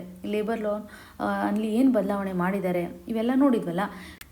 ಅನ್ಆರ್ಗನೈಸ್ಡ್ ಅಥವಾ ಇನ್ಫಾರ್ಮಲ್ ವರ್ಕರ್ಸ್ಗಳ ಒಂದು ಸಂಖ್ಯೆ ಎಷ್ಟಿದೆ ಅಂದರೆ ನಿಯರ್ಲಿ 90% ವರ್ಕ್ ಫೋರ್ಸ್ಗೆ ಕಾಂಟ್ರಿಬ್ಯೂಷನನ್ನು ಮಾಡ್ತಾ ಇದೆ. ಭಾರತದ ಟೋಟಲ್ ವರ್ಕ್ ಫೋರ್ಸ್ ನಡಿನಲ್ಲಿ ಮೋರ್ ದೆನ್ 90% ಅಷ್ಟು ವರ್ಕ್ ಫೋರ್ಸನ್ನು ಅನ್ಆರ್ಗನೈಸ್ಡ್ ಅಥವಾ ಇನ್ಫಾರ್ಮಲ್ ಅಂತ ನೋಡ್ತೀವಿ. ಇನ್ಫಾರ್ಮಲ್ ಅನ್ಆರ್ಗನೈಸ್ಗೆ ಸಂಬಂಧಪಟ್ಟಂತೆ ನೋಡಿದಾಗ ಅವರಿಗೆ ಸರಿಯಾದಂಥ ಒಂದು ಸೋಷಿಯಲ್ ಸೆಕ್ಯೂರಿಟಿ ಇರಲ್ಲ, ಅಥವಾ ಅವರ ಒಂದು ಟೆನ್ಯೂರ್ ಫಿಕ್ಸ್ ಇರೋದಿಲ್ಲ. ಸೊ ಅಲ್ಲಿ ಒಂಥರ ತುಂಬ ಇನ್ಸೆಕ್ಯೂರ್ಡ್ ಕಂಡೀಷನ್ ಇರುತ್ತೆ ಅಂತಲೇ ಹೇಳ್ಬೋದು. ಆದರೂ ಸಹ ಇಲ್ಲಿ ನಮ್ಮ ಒಂದು GDP ಕಾಂಟ್ರಿಬ್ಯೂಷನನ್ನು ಕನ್ಸಿಡರ್ ಮಾಡಿದ್ದೇ ಆದರೆ 65% ಅಷ್ಟು ಕಾಂಟ್ರಿಬ್ಯೂಷನನ್ನು ಇನ್ಫಾರ್ಮಲ್ ವರ್ಕ್ ಫೋರ್ಸಿಂದ ಬರ್ತಾ ಇರೋದನ್ನು ನೋಡ್ತಾ ಇದ್ದೀವಿ. ಸೊ ಇನ್ಫಾರ್ಮಲ್ ವರ್ಕರ್ಸ್ಗೆ ಸಂಬಂಧಪಟ್ಟಂಥ ಕನ್ಸರ್ನ್ಸ್ಗಳನ್ನು, ರಿಸ್ಕ್ಗಳನ್ನು ನಾವು ಅಡ್ರೆಸ್ ಮಾಡೋದು ಇಂಪಾರ್ಟೆಂಟ್ ಆಗುತ್ತೆ.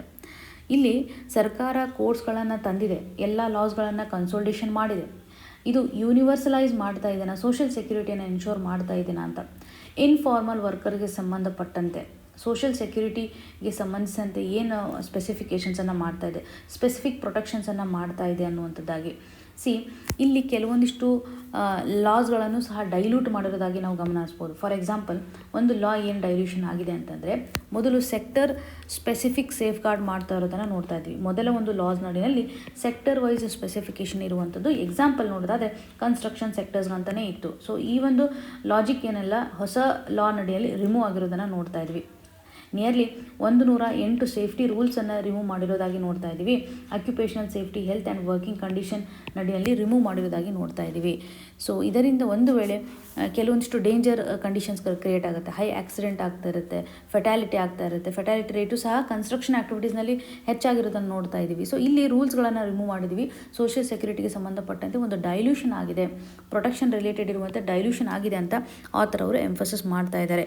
ಸೊ ಪ್ರಸ್ತುತವಾಗಿ ಲೇಬರ್ ಲಾ ನಡಿನಲ್ಲಿ ಆಗ್ತಾ ಇರುವಂಥ ಒಂದು ಬದಲಾವಣೆಯನ್ನು ನೋಡಿದಾಗ ಲೇಬರ್ ಇನ್ಸ್ಪೆಕ್ಷನ್ಗೆ ಸಂಬಂಧಪಟ್ಟಂಥ ಅನದರ್ ಆಸ್ಪೆಕ್ಟನ್ನು ಸಹ ನಾವು ವೀಕ್ ಮಾಡಿದ್ದೀವಿ ಹೊಸ ಲಾ ನಡಿನಲ್ಲಿ ಅಂತ. ಸೊ ಇನ್ಸ್ಪೆಕ್ಷನ್ ಅಂತ ಬಂದಾಗ ನೋಡಿ, ಲೇಬರ್ ಲಾಗೆ ಸಂಬಂಧಿಸಿದಂಥ ಒಂದು ಇನ್ಸ್ಪೆಕ್ಷನನ್ನು ಮಾಡ್ತಾ ಇರ್ತಾರೆ. ಈ ಮೊದಲು ಫಿಸಿಕಲ್ ಇನ್ಸ್ಪೆಕ್ಷನ್ ಆಗ್ತಾ ಇತ್ತು. ಇದನ್ನು ರಿಪ್ಲೇಸ್ ಮಾಡೋದ್ರ ಮುಖಾಂತರ ವೆಬ್ ಬೇಸ್ಡ್ ಇನ್ಸ್ಪೆಕ್ಷನ್ ಸಿಸ್ಟಮನ್ನು ತೊಗೊಂಡು ಬಂದಿದ್ದಾರೆ. ಇದರಿಂದ ನಮ್ಮ ಒಂದು ಲಾ ಎಫೆಕ್ಟಿವ್ನೆಸ್ಸು ಕಡಿಮೆ ಆಗ್ತಾ ಇರೋದನ್ನು ನೋಡ್ತಾ ಇದ್ದೀವಿ. ಸೇಫ್ಟಿ ನಾರ್ಮ್ಸ್ಗೆ ಸಂಬಂಧಪಟ್ಟಂತೆ ಎಕ್ಸಾಕ್ಟ್ಲಿ ನಮಗೆ ವೆಬ್ ಬೇಸ್ಡ್ ಮಾಡೆಲನ್ನು ನೋಡಿದಾಗ, ವೆಬ್ ಬೇಸ್ಡ್ ಇನ್ಸ್ಪೆಕ್ಷನ್ ನೋಡಿರ್ತಕ್ಕಂಥ ಸಂದರ್ಭದಲ್ಲಿ ಅಷ್ಟೊಂದು ಗೊತ್ತಾಗಂಗಿಲ್ಲ. ಇದರಿಂದ ನಮ್ಮ ಒಂದು ವೇಜಲ್ಲೂ ಸಹ ಪ್ರಾಪರಾಗಿ ಎನ್ಶ್ಯೂರಿಟಿ ಮಾಡಲಿಕ್ಕಾಗೋದಿಲ್ಲ. ಅಂದರೆ ಪುವರ್ ಆಗಿರ್ತಕ್ಕಂಥ ಒಂದು ಮಿನಿಮಮ್ ವೇಜ್ ಕಂಪೈಲೆನ್ಸನ್ನು ನೋಡ್ಬೋದು. ಹಾಗಾಗಿ ಕೆಲವೊಂದಿಷ್ಟು ಲಾನ ಇದು ವಯಲೇಟ್ ಮಾಡ್ತಾ ಇದೆ. ವೆಬ್ ಬೇಸ್ಡ್ ಇನ್ಸ್ಪೆಕ್ಷನ್ ಸಿಸ್ಟಮನ್ನು ನಾವು ಫಾಲೋ ಅಪ್ ಮಾಡ್ತಾ ಇದ್ದೀವಿ ಪ್ರಸ್ತುತವಾಗಿ ಹೊಸ ಲಾ ನಡಿನಲ್ಲಿ. ಇದು ಸಹ ಗ್ಲೋಬಲ್ ಲೆವೆಲಲ್ಲಿರುವಂಥ ಇಂಟರ್ನ್ಯಾಷನಲ್ ಲೇಬರ್ ಆರ್ಗನೈಜೇಷನ್ ಕನ್ವೆನ್ಷನ್ ಅಂತ ಏನಿದೆ, ಸೊ ಅಲ್ಲಿರುವಂಥ ಕನ್ವೆನ್ಷನ್ 81 ಆನ್ ಲೇಬರ್ ಇನ್ಸ್ಪೆಕ್ಷನ್ಗೆ ಸಂಬಂಧಪಟ್ಟಂತೆ ವಯಲೇಟ್ ಆಗುತ್ತೆ ಅಂತ. ಲೇಬರ್ ಇನ್ಸ್ಪೆಕ್ಷನ್ ಮಾಡುವಂಥ ಸಂದರ್ಭದಲ್ಲಿ ಫಿಸಿಕಲ್ ಇನ್ಸ್ಪೆಕ್ಷನನ್ನು ನಾವು ಅಡಾಪ್ಟ್ ಮಾಡ್ಕೊಂಡಿಲ್ಲ, ಇದು ವಯಲೇಷನ್ ಆಗುತ್ತೆ ಅನ್ನುವಂಥದ್ದಾಗಿ ಆಥರ್ ಅವರು ಹೇಳ್ತಾ ಇದ್ದಾರೆ. ಸೊ ಪ್ರಸ್ತುತವಾಗಿಯೂ ಸಹ ಕೆಲವೊಂದಿಷ್ಟು ಇನ್ಫಾರ್ಮಲ್ ಸೆಕ್ಟರ್ಗೆ ಸಂಬಂಧಪಟ್ಟಂತೆ ಡಿಸೀಸಸ್ಗಳಿರುತ್ತೆ. ಕನ್ಸ್ಟ್ರಕ್ಷನ್ ಅಂತ ಬಂದಾಗ ಪರ್ಟಿಕ್ಯುಲರ್ಲಿ ಸಿಲಿಕೋಸಿಸ್ ಅನ್ನುವಂಥ ಕಾಯಿಲೆ ಬರುವಂಥ ಸಾಧ್ಯತೆ ಇರುತ್ತೆ. ಕ್ಯಾನ್ಸರ್ಗೆ ಸಂಬಂಧಪಟ್ಟಂಥ ಆಸ್ಪೆಕ್ಟನ್ನು ಸಹ ನಾವು ಅಗ್ರಿಕಲ್ಚರ್ ಸೆಕ್ಟರಲ್ಲಿ ಕಾಣ್ಬೋದಲ್ವಾ, ಏಕೆಂದರೆ ಪೆಸ್ಟಿಸೈಡ್ಸ್ಗಳನ್ನು ಯೂಸ್ ಮಾಡ್ತಾ ಇದ್ದಾರೆ ಅಂತ ಅನ್ಬೋದು. ಇವಾಗ ಸಾಲ್ಟ್ ವರ್ಕರ್ಸ್ ನಡಿನಲ್ಲೂ ಸಹ ಕಿಡ್ನಿಗೆ ಸಂಬಂಧಪಟ್ಟಂಥ ಡಿಸೀಸ್ ಇರುತ್ತೆ, ಸ್ಕಿನ್ ರಿಲೇಟೆಡ್ ಇರತಕ್ಕಂಥ ಡಿಸೀಸನ್ನು ಕಾಣ್ಬೋದು, ಐ ಇನ್ಫೆಕ್ಷನ್ ಆಗ್ಬೋದು, ಇವೆಲ್ಲ ಕ್ರೋನಿಕ್ ಕಂಡೀಷನಲ್ಲಿ ಇರುವಂಥ ಸಾಧ್ಯತೆ ಇರುತ್ತೆ. ಸೊ ಹಾಗಾಗಿ ಇವರ ಒಂದು ಹೆಲ್ತ್ ಆಸ್ಪೆಕ್ಟ್ ಅಂತ ಬಂದಾಗ ಇವರು ಇರುವಂಥ ಲಾ ನಡಿನಲ್ಲಿ ಇಗ್ನೋರ್ ಮಾಡ್ತಾ ಇದ್ದೀವಿ, ರಿಯಾಲಿಟೀಸನ್ನು ಕೋಡಲ್ಲಿ ಇಗ್ನೋರ್ ಮಾಡ್ತಾ ಇರೋದನ್ನು ನೋಡ್ತಾ ಇದ್ದೀವಿ. ಹಾಗಾಗಿ ಅಕ್ಯುಪೇಷನಲ್ ಡಿಸೀಸ್ಗೆ ಸಂಬಂಧಪಟ್ಟದ್ನೇ ಇಗ್ನೋರೆನ್ಸನ್ನು ಮಾಡ್ತಾ ಇದ್ದೀವಲ್ಲ. ಇಂಟರ್ನ್ಯಾಷನಲ್ ಲೇಬರ್ ಆರ್ಗನೈಜೇಷನ್ ಕನ್ವೆನ್ಷನ್ 161 ಇದು ವಯಲೇಟ್ ಮಾಡ್ತಾ ಇದೆ. ಅಕ್ಯುಪೇಷನಲ್ ಹೆಲ್ತ್ ಸರ್ವಿಸಸನ್ನು ಇದು ವಯಲೇಟ್ ಮಾಡ್ತಾ ಇದೆ ಅಂತ ಹೇಳ್ಬೋದು. ಸೊ ಸೋಷಿಯಲ್ ಸೆಕ್ಯೂರಿಟಿ ಕವರೇಜ್ಗೆ ಸಂಬಂಧಪಟ್ಟಂತೆ ಇನ್ಫಾರ್ಮರ್ ವರ್ಕರ್ಗೆ ರಿಲೇಟೆಡ್ ಇರುವಂತೆ ಎಕ್ಸ್ಕ್ಲೂಷನನ್ನು ಮಾಡ್ತಾ ಇದ್ದೀವಿ. ಸೊ ಈವನ್ ಸ್ಟೇಟ್ ಇನ್ಶೂರೆನ್ಸ್ಗೆ ಸಂಬಂಧಿಸಿದಂತೆಯೂ ಸಹ ಎಕ್ಸ್ಕ್ಲೂಷನ್ ಮಾಡಿರೋದಾಗಿ ನಾವು ನೋಡ್ತಾ ಇದ್ದೀವಿ. ಹಾಗಾಗಿ ಇಲ್ಲಿ ಸರಿಯಾದಂಥ ಒಂದು ಸೆಕ್ಯೂರಿಟಿ ಇಲ್ಲ ಅಂತ ಹೇಳ್ಬೋದು. ಅಕ್ಯುಪೇಷನಲ್ ಟ್ರೀಟ್ಮೆಂಟ್ ಅಂತ ನೋಡ್ತಾ ಇದ್ವಿ. ರಿಹ್ಯಾಬಿಲಿಟೇಷನ್ಗೆ ಸಂಬಂಧಪಟ್ಟಂತೆ ಯಾವುದೇ ರೀತಿಯಾಗಿ ಅಲ್ಟರ್ನೇಟಿವ್ ಇನ್ಸ್ಟಿಟ್ಯೂಷನಲ್ ಮೆಕ್ಯಾನಿಸಮನ್ನು ನಾವಿಲ್ಲಿ ಗಮನ ಹರಿಸ್ತಾ ಇಲ್ಲ. ಸೊ ಇವಾಗ ಸ್ಟೇಟ್ ಒಂದು ರಿಕಗ್ನೈಷನ್ನ ಮಾಡಬೇಕು. ವರ್ಕ್ ಪ್ಲೇಸ್ ಲೆವೆಲಲ್ಲಿ ಬಂದಾಗ ಒಂದು ಇಲ್ನೆಸ್ ಡೆಫಿನೆಟ್ಲಿ ಇರುತ್ತೆ. ಆ ಒಂದು ಇಲ್ನೆಸ್ಸನ್ನು ಐಡೆಂಟಿಫೈ ಮಾಡೋದಾಗಲಿ ಸೋಷಿಯಲ್ ಸೆಕ್ಯೂರಿಟಿ ಕೋಡನ್ನು ಎನ್ಹಾನ್ಸ್ ಮಾಡಬೇಕು. ಆರ್ಗನೈಸ್ ವರ್ಕರ್ಸ್ಗಳು ಯಾವ ರೀತಿಯಾಗಿ ಬೆನಿಫಿಟನ್ನು ತೆಗೆದುಕೊಳ್ತಾ ಇದ್ದಾರೆ, ಅದೇ ರೀತಿಯಾಗಿ ಯಾಕೆ ನಾವು ಇನ್ಫಾರ್ಮಲ್ ವರ್ಕರ್ಸ್ಗಳಿಗೆ ಬೆನಿಫಿಟನ್ನು ಪ್ರೊವೈಡ್ ಮಾಡಬಾರ್ದು, ವೆಲ್ಫೇರ್ ಸ್ಕೀಮ್ಸ್ಗಳನ್ನು ಅವ್ರಿಗೋಸ್ಕರ ತರಬಾರ್ದು. ಸೆಂಟ್ರಲ್ ಲೆವೆಲಲ್ಲಿ ಒಂದು ಬೋರ್ಡನ್ನು ಸೆಟಪ್ ಮಾಡ್ಬೋದಲ್ಲ. ಈ ಒಂದು ಬೋರ್ಡ್ನ ಮುಖಾಂತರ ಅವರ ಇಶ್ಯೂಸ್ಗಳು ಏನಿರುತ್ತೆ, ಸೊ ಅವರ ಒಂದು ಸೆಕ್ಟೋರಲ್ ವೈಸ್ ಇಶ್ಯೂಸ್ಗಳಿರುತ್ತೆ, ಹೆಲ್ತ್ ಇಶ್ಯೂಸ್ ಇರುತ್ತೆ. ಇವಾಗ ಸೆಂಟ್ರಲೈಸ್ ಲೆವೆಲಲ್ಲಿ ಇ ಶ್ರಮ್ ಅಂತಕ್ಕಂಥ ಒಂದು ಪೋರ್ಟಲ್ ಇದೆಯಲ್ಲ, ಈ ಶ್ರಮ್ ಪೋರ್ಟಲ್ ನಡೆಯಲ್ಲಿ ಒಂದು ರಿಜಿಸ್ಟ್ರೇಷನನ್ನು ಮಾಡ್ತಾ ಇದ್ದಾರೆ. ಸೊ ಇದೇ ರೀತಿಯಾಗಿ ನಾವು ಯಾಕೆ ಅವ್ರಿಗೆ ಸಂಬಂಧಪಟ್ಟಂಥ ಒಂದು ವೆಲ್ಫೇರ್ ಫಂಡ್ ಆಸ್ಪೆಕ್ಟನ್ನು ಕನ್ಸಿಡರ್ ಮಾಡಬಾರ್ದು, ರಿಸ್ಕ್ ರಿಲೇಟೆಡ್ ಇರುವಂತೆ. ತಮಿಳುನಾಡು ಸರ್ಕಾರ ಸೆಕ್ಟರ್ ವೈಸ್ ಸ್ಪೆಸಿಫಿಕೇಷನನ್ನು ಮಾಡೋದ್ರ ಮುಖಾಂತರ 39 ಸೆಕ್ಟರ್ ಸ್ಪೆಸಿಫಿಕ್ ವೆಲ್ಫೇರ್ ಬೋರ್ಡ್ಸ್ಗಳನ್ನು ಸೆಟಪ್ ಮಾಡಿದ್ದಾರೆ. ಓಕೆ, ಸೊ ಇಲ್ಲಿ ಒಟ್ಟಾರೆಯಾಗಿ 3 ಕೋಟಿ ಅಷ್ಟು ಇನ್ಫಾರ್ಮಲ್ ವರ್ಕರ್ಸ್ಗಳ ರಿಜಿಸ್ಟ್ರೇಷನ್ ತೆಗೆದುಕೊಂಡಿದ್ದಾರೆ. ಬೆನಿಫಿಟನ್ನು ಪಡೆದುಕೊಳ್ತಾ ಇರುವಂಥವ್ರು 2 ಕೋಟಿ ಜನ. ಸೋಷಿಯಲ್ ಸೆಕ್ಯೂರಿಟಿಗೆ ಸಂಬಂಧಿಸಿದಂತೆ ಅವರು ಎಷ್ಟು ಮಟ್ಟಿಗೆ ಇಂಪಾರ್ಟೆನ್ಸನ್ನು ಕೊಡ್ತಾ ಇದ್ದಾರೆ. ಸೊ ಅವರು ಸಹ ಒಂದು ರಿಸ್ಕನ್ನು ಅನಲೈಸ್ ಮಾಡಿದ್ದಾರೆ. ಓಲ್ಡ್ ಏಜ್ ಪೆನ್ಷನ್ಸ್ಗಳ ರಿಸ್ಕ್ ಇರುತ್ತೆ, ಮ್ಯಾಟರ್ನಿಟಿ ಬೆನಿಫಿಟ್ಗೆ ಸಂಬಂಧಪಟ್ಟಂತೆ ಎಜುಕೇಷನ್ ಅಸಿಸ್ಟೆನ್ಸ್ ಇರುತ್ತೆ. ಸೊ ಇವೆಲ್ಲವನ್ನು ಕನ್ಸಿಡರ್ ಮಾಡೋದ್ರ ಮುಖಾಂತರ ಒಂದು ಸೆಕ್ಯೂರಿಟಿಯನ್ನು ಪ್ರೊವೈಡ್ ಮಾಡಲಿಕ್ಕೆ ಮುಂದಾಗ್ತಾ ಇದ್ದಾರೆ. ಸೊ ಫೆಡ್ರಲಿಸಮ್ ಕನ್ಸರ್ನು ಡೆಫಿನೆಟ್ಲಿ ಇದೆ. ಸ್ಟೇಟ್ ಗೌರ್ಮೆಂಟಲ್ಲೂ ಸಹ ಕೆಲವೊಂದಿಷ್ಟು ರೆಸಿಸ್ಟೆನ್ಸನ್ನು ತೋರಿಸ್ತಾ ಇದೆ ಈ ಒಂದು ಲೇಬರ್ ಕೋಡ್ಗೆ ಸಂಬಂಧಪಟ್ಟಂತೆ. ಬಿಕಾಸ್ ಸ್ಟೇಟ್ ಲೇಬರ್ ಪವರನ್ನು ಇದು ಎರೋಡ್ ಮಾಡುತ್ತೆ ಅನ್ನುವಂಥ ಆಸ್ಪೆಕ್ಟನ್ನು ಅನದರ್ ಆ್ಯಂಗಲಲ್ಲಿ ನಾವು ಕವರ್ ಮಾಡ್ಬೋದು. So what needs to be done ಅಂದರೆ ಫೈನಲ್ ಆಗಿ ಒಂದು ವೆಲ್ಫೇರ್ ಬೋರ್ಡನ್ನು ನಾವು ತೆಗೆದುಕೊಂಬರಬೇಕು. ಸ್ಟೇಟ್ ಲೆವೆಲಲ್ಲೂ ಸಹ ಒಂದು ಪ್ರೊಟೆಕ್ಷನ್ನ ಮಾಡಬೇಕು. ಲೇಬರ್ ಲಾಸ್ಗೆ ಸಂಬಂಧಪಟ್ಟಂತೆ ಸೇವಿಂಗ್ ಕ್ಲಾಸ್ಗಳನ್ನು ತರಬೇಕು. ಇಲ್ಲಿ ಪರ್ಟಿಕ್ಯುಲರ್ಲಿ ಒಂದು ಇನ್ಸ್ಪೆಕ್ಷನ್ ಮೆಕ್ಯಾನಿಸಮ್ ಅಂತ ನಾವೇನು ನೋಡಿದ್ವಿ, ಇಲ್ಲಿ ಬದಲಾವಣೆಯನ್ನು ಮಾಡಬೇಕು. ಹಾಗೂ ಇನ್ಫಾರ್ಮಲ್ ವರ್ಕರ್ಗೆ ಸಂಬಂಧಪಟ್ಟಂಥ ವೆಲ್ಫೇರ್ ಆಸ್ಪೆಕ್ಟ್ ಅಂದರೆ ಗ್ಯಾರಂಟೀಡ್ ಆಗಿರ್ತಕ್ಕಂಥ ಫಂಡಿಂಗನ್ನು ತರಬೇಕು. ಓಕೆ, ಬರೀ ಸ್ಕೀಮ್ಸ್ಗಳನ್ನು ಅಷ್ಟೇ ತರೋದಲ್ಲ, ಅದಕ್ಕೆ ಸಂಬಂಧಿಸಿದಂಥ ಸಾಕಷ್ಟು ಅಲೋಕೇಶನ್ಸನ್ನು ಮಾಡಬೇಕಂತ ಗ್ಲೋಬಲ್ ಲೆವೆಲಲ್ಲಿ ಇರುವಂಥ ಒಂದು ಲೇಬರ್ ಲಾಸ್ನ ಸ್ಟ್ಯಾಂಡರ್ಡ್ಸನ್ನು ಸಹ ನಾವು ಎತ್ತಿ ಹಿಡಿಬೇಕು ಅನ್ನುವಂಥ ಒಂದು ಆಸ್ಪೆಕ್ಟನ್ನು ಆಥರ್ ಇಲ್ಲಿ ಎಂಫಸಿಸ್ ಮಾಡ್ತಾ ಇದ್ದಾರೆ. ಸೊ ಇಲ್ಲಿ ಪರ್ಟಿಕ್ಯುಲರ್ಲಿ ಒಂದು ನ್ಯೂ ಲೇಬರ್ ಕೋಡ್ ಯಾವ ರೀತಿಯಾಗಿ ಇನ್ಫಾರ್ಮಲ್ ವರ್ಕರ್ಸ್ಗೆ ಸಂಬಂಧಿಸಿದಂಥ ಸೆಕ್ಯೂರಿಟಿನಲ್ಲಿ ವೈಲೇಷನ್ ಮಾಡ್ತಾ ಇದೆ, ಗ್ಲೋಬಲ್ ಲೆವೆಲಲ್ಲಿರುವಂಥ ಒಂದು ಸ್ಟ್ಯಾಂಡರ್ಡಲ್ಲಿ ಕಾಂಪ್ರಮೈಸ್ ಆಗಿದೆ, ಎಫೆಕ್ಟಿವ್ನೆಸ್ಸನ್ನು ನಾವು ಯಾವ ರೀತಿಯಾಗಿ ತರಬಹುದು ಅಂತ ಆಥರ್ ಅವರು ಎಂಫಸಿಸ್ ಮಾಡ್ತಾ ಇದ್ದಾರೆ. ಇನ್ನು ಮುಂದಿನದಾಗಿ the deliberate unmaking of India's right to work, ಈ ಒಂದು ಇಶ್ಯೂವನ್ನು GS ಪೇಪರ್ 2 ನಡಿಯಲ್ಲಿ government policies and interventions, important acts ಆಗಿರ್ಬೋದು, ಬಿಲ್ಸ್ಗೆ ಸಂಬಂಧಪಟ್ಟಂಥ ಕ್ವಶನ್ಸ್ಗಳನ್ನು ಕೇಳ್ತಾರೆ. ಹಾಗೂ GS ಪೇಪರ್ 3 ಅಂತ ಬಂದಾಗ ಪರ್ಟಿಕ್ಯುಲರ್ಲಿ ಎಂಪ್ಲಾಯ್ಮೆಂಟ್, ರೂರಲ್ ಡೆವಲಪ್ಮೆಂಟ್ ಆಸ್ಪೆಕ್ಟಲ್ಲಿ ನಾವು ಕನೆಕ್ಟ್ ಮಾಡ್ಬೋದು. ಸೊ ಇದರ ಬಗ್ಗೆ ನಾವು ಚರ್ಚೆಯನ್ನು ಮಾಡಿದ್ದೀವಿ. ಇಲ್ಲಿ ಕೆಲವೊಂದಿಷ್ಟು ಡಿಫ್ರೆಂಟ್ ಡೈಮೆನ್ಷನ್ಸನ್ನು ಕೊಟ್ಟಿದ್ದಾರೆ, ಹಾಗಾಗಿ ಇದನ್ನು ಮತ್ತೆ ನಾವು ನೋಡಲಿದ್ದೇವೆ. MG ನರೇಗಾ ಪ್ರೋಗ್ರಾಮನ್ನು ರಿಪ್ಲೇಸ್ ಮಾಡೋದ್ರ ಮುಖಾಂತರ ಪ್ರಸ್ತುತವಾಗಿ ಹೊಸ ಯೋಜನೆಗೆ ಜಾರಿಗೆ ಬರಲಿದೆ. ವಿಕಸಿತ್ ಭಾರತ್ ಗ್ಯಾರಂಟಿ ರೋಜ್ಗಾರ್ ಆಜೀವಿಕಾ ಮಿಷನ್ ಅಂತ ಅಲ್ವಾ. ಸೊ ಈ ಒಂದು ಆ್ಯಕ್ಟಲ್ಲಿ ಪರ್ಟಿಕ್ಯುಲರ್ಲಿ ಸಪ್ಲೈ ಡ್ರಿವನ್ ಆಸ್ಪೆಕ್ಟನ್ನು ನೋಡ್ತಾ ಇದ್ದೀವಿ. Supply driven. Okay, M G NREGA 2005 ಆದರೆ ಇದು 2025. ಕ್ಲಿಯರಾಗಿ ನಮಗೆ ಗೊತ್ತಿರಬೇಕು. ಇಲ್ಲಿ ಸೆಂಟರ್ಗೆ ಹೆಚ್ಚು ಪವರನ್ನು ಕೊಡ್ತಾ ಇದ್ದಾರೆ. ಸೆಂಟರ್ ಇವಾಗ ಒಂದು ಅಲೋಕೇಶನ್ಸನ್ನು ಮಾಡುತ್ತೆ, ಸ್ಟೇಟ್ಗೆ ಅಲೋಕೇಶನನ್ನು ಮಾಡುತ್ತೆ ಈ ಒಂದು ಯೋಜನೆಗೆ ಸಂಬಂಧಪಟ್ಟಂತೆ. ಸೊ ಇಲ್ಲಿ ಪ್ರಸ್ತುತವಾಗಿ ನಾವು ನೋಡ್ತಾ ಇದ್ವಿ, ಎಮ್ ಜಿ ನರೇಗಾನಲ್ಲಿ ಸೆಂಟ್ರಲ್ ಗೌರ್ಮೆಂಟ್ ಹೆಚ್ಚು ಎಂಪ್ಲಾಯ್ಮೆಂಟ್ ವೇಜಸ್ ರಿಲೇಟೆಡ್ ಇರುವಂಥ ಎಲ್ಲ ಆಸ್ಪೆಕ್ಟನ್ನು ಕನ್ಸಿಡರ್ ಮಾಡ್ತಾ ಇತ್ತು. ಇವಾಗ ಶೇರಿಂಗಲ್ಲಿ ಬದಲಾವಣೆ ಆಗಿರೋದನ್ನು ನೋಡ್ತಾ ಇದ್ದೀವಿ. ಸೆಂಟ್ರಿಕ್ ಅಪ್ರೋಚ್ ಇರೋದನ್ನು ಸಹ ನೋಡ್ತಾ ಇದ್ದೀವಿ when it comes to the implementation part. ಇಲ್ಲಿ ಕೋರ್ ಪ್ರಿನ್ಸಿಪಲ್ ಏನಿತ್ತು ಎಮ್ ಜಿ ನರೇಗಾನಲ್ಲಿ ಒಂದು ಲೀಗಲ್ ರೈಟನ್ನು ನಾವು ಪ್ರೊವೈಡ್ ಮಾಡ್ತಾ ಇದ್ವಿ. ಈ ಒಂದು ಲೀಗಲ್ ರೈಟಿಂದ ಡೈವರ್ಷನ್ ಆಗ್ತಾ ಇರೋದನ್ನು ನೋಡ್ತಾ ಇದ್ದೀವಿ. ಡಿಮ್ಯಾಂಡ್ ಡ್ರಿವನ್ ಇರೋದನ್ನು ನಾವು ನೋಡ್ತಾ ಇದ್ವಿ. ಡಿಮ್ಯಾಂಡ್ ಬೇಸ್ಡ್ ಮೇಲೆ ನಾವು ಕೊಡ್ತಾ ಇರುವಂಥದ್ದು. ಕಂಪೆನ್ಸೇಷನು ಸಹ ಕೊಡ್ತಾ ಇದ್ವಿ ಡಿಲೇ ಆಗಿರತಕ್ಕಂಥ ಆಸ್ಪೆಕ್ಟಲ್ಲಿ. ಇಲ್ಲಿ ಏನಿದೆ ಅಂತಂದರೆ ಸಪ್ಲೈ ಬೇಸ್ಡ್ ನೋಡ್ತಾ ಇದ್ವಿ. ಎಂಪ್ಲಾಯ್ಮೆಂಟ್ ಅಪರ್ಚುನಿಟಿ ಪ್ರೊವೈಡ್ ಮಾಡೋದು ಇಲ್ಲಿ ಕಂಪಲ್ಷನ್ ಅಲ್ಲ ಅಷ್ಟೊಂದು, ಯಾಕೆಂದರೆ ಇಲ್ಲಿ ಡಿಸ್ಕ್ರಿಷನರಿ ಆಸ್ಪೆಕ್ಟ್ ಅಂತ ನಾವು ಹೇಳ್ತಾ ಇದ್ವಿ. ಡಿಸ್ಕ್ರಿಷನರಿ ವೆಲ್ಫೇರ್ ಆಸ್ಪೆಕ್ಟ್ ಅಂತ ನೋಡ್ತಾ ಇದ್ವಿ. ಯಾವುದೇ ರೀತಿಯಾಗಿ ಎನ್ಫೋರ್ಸಿಬಲ್ ಎಂಟೈಟಲ್ಮೆಂಟನ್ನು ನಾವಿಲ್ಲಿ ಕಾಣ್ತಾ ಇಲ್ಲ. ಈ ಮೊದಲು ಕಂಪೆನ್ಸೇಷನನ್ನು ಕೊಡ್ತಾ ಇರುವಂಥದ್ದು ಡಿಲೇ ಆದರೆ ಆ ಕಂಪೆನ್ಸೇಷನು ಸಹ ಇವಾಗ ತೆಗೆದು ಹಾಕಿರೋ ಥರ ನೋ ಎನ್ಫೋರ್ಸಿಬಲ್ ಎಂಟೈಟಲ್ಮೆಂಟ್ ಅಂತ ನಾವು ನೋಡ್ತಾ ಇದ್ದೀವಿ. ಸೊ ಎಂಟೈಟಲ್ಮೆಂಟ್ಗೆ ಸಂಬಂಧಪಟ್ಟಂತೆ ಕಂಪಲ್ಷನಲ್ಲಿ ಯಾವುದೇ ರೀತಿಯಾಗಿ ಹೊಸ ಯೋಜನೆಯಲ್ಲಿ ನಾವು ಕಾಣ್ತಾ ಇಲ್ಲ. ಇವಾಗ ಗಾಂಧೀಜಿಯವರ ಒಂದು ಐಡಿಯಾಲಜಿ ಆಸ್ಪೆಕ್ಟ್ ಅಂತ ನೋಡಿದಾಗ ಮಹಾತ್ಮ ಗಾಂಧೀಜಿಯವರ ಒಂದು ಆಸ್ಪೆಕ್ಟ್ ಏನಿತ್ತು ಅಂದರೆ ಮಾರಲ್ ಲೆಜಿಟಿಮೆಸಿಗೆ ಸಂಬಂಧಪಟ್ಟಂತೆ ಸಿಂಬಾಲನ್ನು ಇದು ಕ್ವಶನ್ ಮಾಡ್ತಾ ಇದೆ. ಮಾರಲ್ ಲೆಜಿಟಿಮೆಸಿ ಆಸ್ಪೆಕ್ಟ್ ಆಗಿರ್ಬೋದು. ಹಾಗೂ ಪುವರ್ ಪೀಪಲ್ಗೆ ನಾವು ಎಷ್ಟರ ಮಟ್ಟಿಗೆ ಜಸ್ಟಿಸನ್ನು ಪ್ರೊವೈಡ್ ಮಾಡ್ತಾ ಇದ್ದೀವಿ, ಅವರಿಗೆ ನ್ಯಾಯವನ್ನು ಒದಗಿಸ್ತಾ ಇದ್ದೀವಿ, ಯಾರು ಕ್ವಶನ್ ಮಾಡ್ತಾರೆ ಅನ್ನುವಂಥದ್ದಾಗಿರ್ಬೋದು. ಹಾಗೂ ಹೆಚ್ಚಿನ ಸೆಂಟ್ರಲೈಸೇಷನ್ ಕಂಡೀಷನನ್ನು ನೋಡ್ತಾ ಇದ್ದೀವಿ. ಫೆಡರಲಿಸಮ್ ಇಲ್ಲಿ ಎರೋಡ್ ಆಗ್ತಾ ಇದೆ ಅಂತ ಆಥರ್ ಅವರು ಹೇಳ್ತಾ ಇದ್ದಾರೆ. ಬಿಕಾಸ್ ಸೆಂಟರ್ಗೆ ಸಾಕಷ್ಟು ಕಂಟ್ರೋಲನ್ನು ಇಲ್ಲಿ ಕೊಡ್ತಾ ಇದ್ದಾರೆ. ಸ್ಟೇಟ್ ತನ್ನ ಒಂದು ಅಟಾನಮಿಯನ್ನು ಕಳೆದುಕೊಳ್ತಾ ಇದೆ. ವರ್ಕ್ ಪ್ಲ್ಯಾನಿಂಗ್ಗೆ ಸಂಬಂಧಪಟ್ಟಂತೆ ನೋಡಿದಾಗ ಸೆಂಟರೇ ಎಲ್ಲ ಡಿಸೈಡ್ ಮಾಡ್ತಾ ಇದೆ. ರಿಸೋರ್ಸ್ ಅಲೋಕೇಶನ್ ಅಂತ ಬಂದಾಗ ಸೆಂಟರೇ ಎಲ್ಲ ಡಿಸೈಡ್ ಮಾಡ್ತಾ ಇದೆ. ಈ ಒಂದು ಹಂತದಲ್ಲಿ ಡಿಸೆಂಟ್ರಲೈಸೇಷನ್ ಗವರ್ನೆನ್ಸ್ಗೆ ಸಂಬಂಧಪಟ್ಟಂತೆ ಒಂದು ಪ್ರಿನ್ಸಿಪಲ್ ಬ್ರೇಕ್ ಡೌನ್ ಆಗ್ತಾ ಇದೆ ಅಂತಲೇ ಹೇಳ್ಬೋದು. ಜೊತೆಗೆ fiscal burden is the biggest challenge. Fiscal burden ಇವತ್ತು ಸ್ಟೇಟ್ ಮೇಲೆ ಶಿಫ್ಟ್ ಆಗ್ತಾ ಇರೋದನ್ನು ನೋಡ್ತಾ ಇದ್ದೀವಿ. ಅರ್ಲಿಯರ್ 90:10 ಇರುವಂಥದ್ದು ಸೆಂಟರ್ ಮತ್ತು ಸ್ಟೇಟ್ ಮಧ್ಯೆ ಇವಾಗ 60:40 ಆಗ್ತಾ ಇರೋದನ್ನು ನೋಡ್ಬೋದು. ಕೆಲವೊಂದಿಷ್ಟು ಪುವರ್ ಸ್ಟೇಟ್ಸ್ಗೆ ರಿಸ್ಕನ್ನು ಕ್ರಿಯೇಟ್ ಮಾಡುತ್ತೆ. ವರ್ಕ್ ಅಪ್ರೂವಲ್ಗೆ ಸಂಬಂಧಪಟ್ಟಂತೆ ರಿಡಕ್ಷನ್ ಆಗ್ಬೋದು, ಅಂದರೆ ಅಲೋಕೇಶನ್ ಮಾಡುವಾಗ ರಿಡಕ್ಷನ್ ಆಗುವಂಥ ಸಾಧ್ಯತೆ ಇರುತ್ತೆ. ಎಂಪ್ಲಾಯ್ಮೆಂಟ್ ಡಿಮ್ಯಾಂಡ್ಗೂ ಸಹ ಸಂಬಂಧಪಟ್ಟಂತೆಯೂ ಸಹ ಸಪ್ರೆಸ್ ಆಗುವಂಥ ಚಾನ್ಸಸ್ ಇರುತ್ತೆ. ಕೆಲವೊಂದಿಷ್ಟು ರೂರಲ್ ಏರಿಯಾದಲ್ಲಿ ಡಿಮ್ಯಾಂಡ್ ಇದ್ರೂ ಸಹ ಫುಲ್ಫಿಲ್ ಆಗದೇ ಇರುವಂಥ ಸ್ಥಿತಿಗತಿಗಳಿರುತ್ತೆ. ಸೊ ಇಲ್ಲಿ ಒಂದು ಫಿಸಿಕಲ್ ಸಪೋರ್ಟ್ ಇಂಪಾರ್ಟೆಂಟ್ ಇರುತ್ತೆ, ಬಟ್ ಇದು ರಿಪ್ಲೇಸ್ ಆಗ್ತಾ ಇರೋದನ್ನು ನಾವು ನೋಡ್ತಾ ಇದ್ದೀವಿ. ಎಮ್ ಜಿ ನರೇಗಾ ಯಾಕೆ ನಮಗೆ ಇಂಪಾರ್ಟೆಂಟ್ ಆಗ್ತಾ ಇತ್ತು? ಅಗ್ರಿಕಲ್ಚರ್ ಡಿಸ್ಟ್ರೆಸ್ ಕಂಡೀಷನ್ಸನ್ನು ಕಾಣ್ತಾ ಇರುವಂಥದ್ದು, ಜಾಬ್ಲೆಸ್ ಗ್ರೋತನ್ನು ನಾವು ಕಾಣ್ತಾ ಇದ್ವಿ. ಲೈವ್ಲಿಹುಡ್ಗೆ ಸಂಬಂಧಪಟ್ಟಂಥ ಇನ್ಸೆಕ್ಯೂರಿಟಿಯನ್ನು ಹೋಗಲಾಡಿಸ್ಲಿಕ್ಕೆ ಎಮ್ ಜಿ ನರೇಗಾ ತುಂಬ ಇಂಪಾರ್ಟೆಂಟ್ಲಿ ಬೇಕಾಗಿರುವಂಥದ್ದನ್ನು ನೋಡ್ಬೋದು. ರೈಟ್ ಬೇಸ್ಡ್ ಲಾನ ನಾವು ನೋಡಿದಾಗ ಅದರಲ್ಲೂ ಒಂದು ಫಾರೆಸ್ಟ್ ರೈಟ್ಸ್ ಆ್ಯಕ್ಟ್ ಆಗಿರ್ಬೋದು ಅಥವಾ ರೈಟ್ ಟು ಇನ್ಫಾರ್ಮೇಷನ್ ಆ್ಯಕ್ಟ್ನ ಒಂದು ಪಾರ್ಟ್ ಆಗೇ ಇಲ್ಲಿ ಕನ್ಸಿಡರ್ ಮಾಡ್ತಾ ಇದ್ವಿ ಎಮ್ ಜಿ ನರೇಗಾವನ್ನು. ಇವಾಗ ಪ್ರಸ್ತುತವಾಗಿ ಎಂಟೈಟಲ್ಮೆಂಟೇ ತೆಗೆದು ಹಾಕಿದಂಗೆ ಆಗಿದೆ ಅಂತ ಹೇಳ್ಬೋದು. ಸೊ ಈ ಒಂದು ಹಂತದಲ್ಲಿ ಸೋಷಿಯಲ್ ಪ್ರೊಟೆಕ್ಷನ್ಗೆ ಸಂಬಂಧಪಟ್ಟಂತೆ ಅಥವಾ ಎಂಪ್ಲಾಯ್ಮೆಂಟ್ ಆಸ್ಪೆಕ್ಟ್ ಅಂತ ನಾವು ಪ್ಯಾರಲಲ್ಲಿ ಸಿಂಕ್ ಮಾಡಿದಾಗ ಲೈವ್ಲಿಹುಡ್ಡನ್ನು ಅಡ್ರೆಸ್ ಮಾಡೋದು ತುಂಬ ಇಂಪಾರ್ಟೆಂಟು ಅನ್ನುವಂಥದ್ದಾಗಿರ್ಬೋದು. ಅದರಲ್ಲೂ ಮೆಜಾರಿಟಿ ವರ್ಕರ್ಸ್ಗಳು ನಾವು ಇವಾಗಲೇ ನೋಡಿದ್ವಿ, ಇನ್ಫಾರ್ಮಲ್ ಸೆಕ್ಟರಲ್ಲಿ ಸಾಕಷ್ಟು ವರ್ಕ್ ಫೋರ್ಸ್ ಇದೆ ಅಂತ. ಅವ್ರಿಗೆ ಸಂಬಂಧಿಸಿದಂತೆ ಒಂದು ಸೆಕ್ಯೂರಿಟಿಯನ್ನು ಪ್ರೊವೈಡ್ ಮಾಡೋದಾಗಲಿ ಅಥವಾ ಲೈವ್ಲಿಹುಡ್ ಸಪೋರ್ಟ್ ಅಂತಲೇ ನಾವಿಲ್ಲಿ ಗಮನ ಹರಿಸಬೇಕಾಗುತ್ತೆ.